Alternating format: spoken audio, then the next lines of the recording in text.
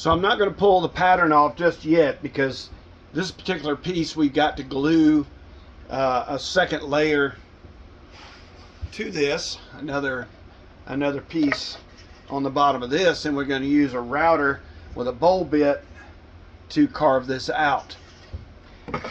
But in here there are some spots, like right here. Don't know if you can see that or not. A little bump. That's where we started and cut around, and the blade came back and met that, and there's a bump there.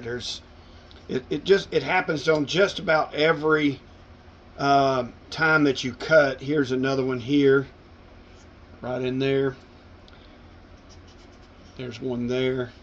So the best way to do that is with a file. Now I have a rounded flat on one side and then rounded on the other, and that allows you to get in here and kind of go around these corners.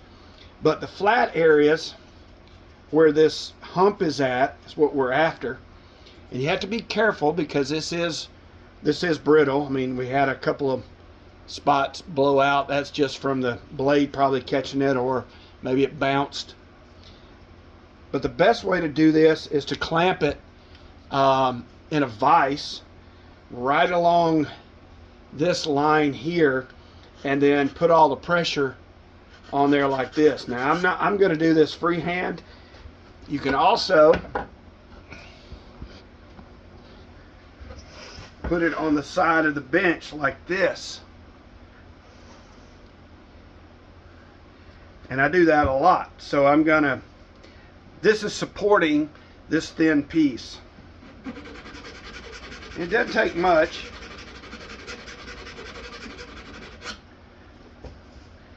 You have to kind of watch what you're doing.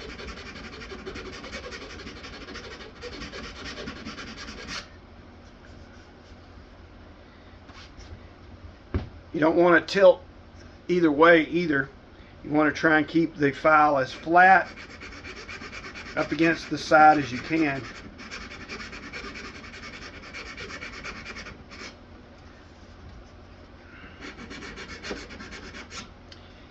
And then the file is going to get full of shavings.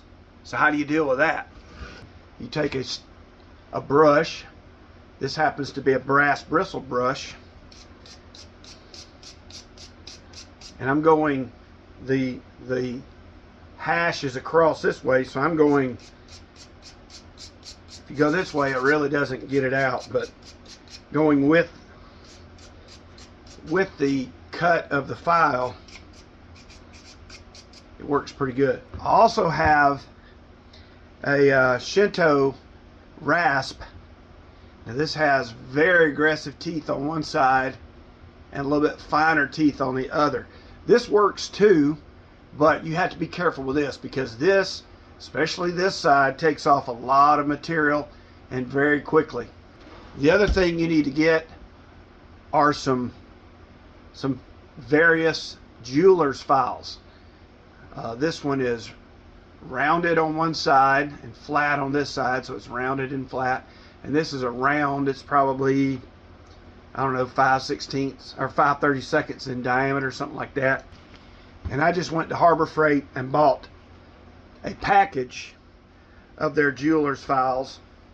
These are called Precision Needle File Set, and it's made by Pittsburgh. It's like $4.99, $6.99, something like that. Works really well.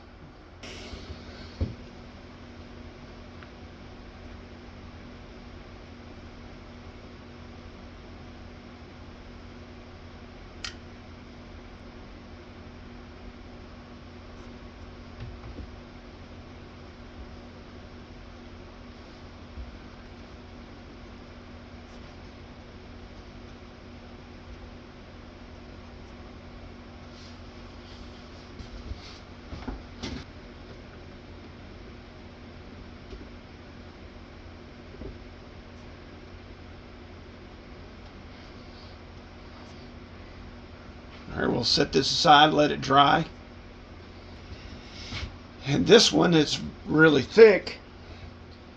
We're just going to glue a bottom on this. I got to clean it up first, sand it, and then we'll go back and cut the outside dimension as well on both this one and the other one.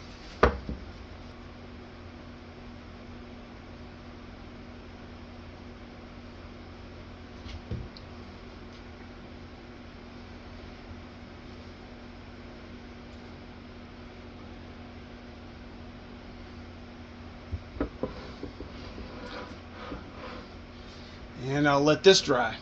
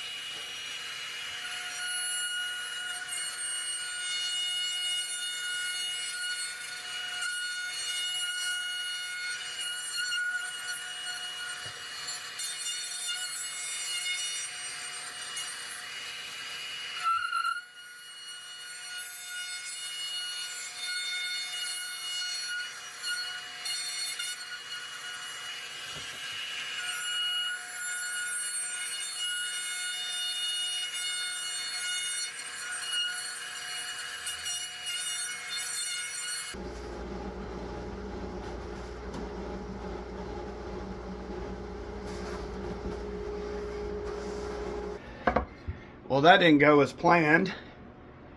As you can see there, it blew out this part right here.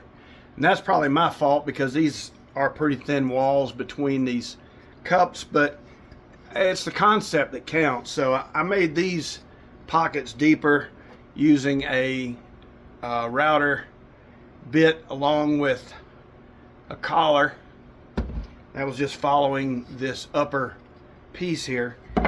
And also the base needs to be big enough to cover this entire thing. It kept getting, and that may have been what happened here. I really don't know. It happened so fast. But the edges of this kept getting caught on the edges of this.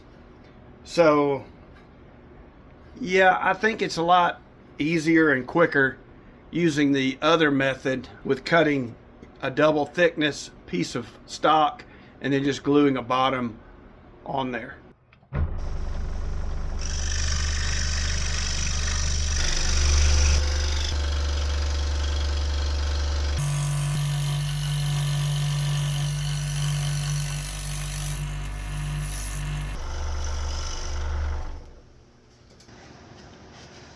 Well, this week we designed two different types of trays. One using a router bit that didn't go so well, but I think it's a proof of concept. This will probably become trays later, like food serving trays. You've seen people make patterns and then use a bowl bit in their router to route that out and carve the rounded corners inside the pockets. But I think for the shop, this is the best solution. Gluing two pieces of 3/4 stock together, cutting that out in the size that you need, and then just attaching a base to it. Well, that's going to do it for episode 14 of Scrolling Through Monday. I really appreciate you spending your time in my shop with me today. I would really appreciate it if you would comment, subscribe, and give us a like. And don't forget to press that notification bell and you will be notified of current uploads. Well, I appreciate it again for you joining in. We'll see you next Monday.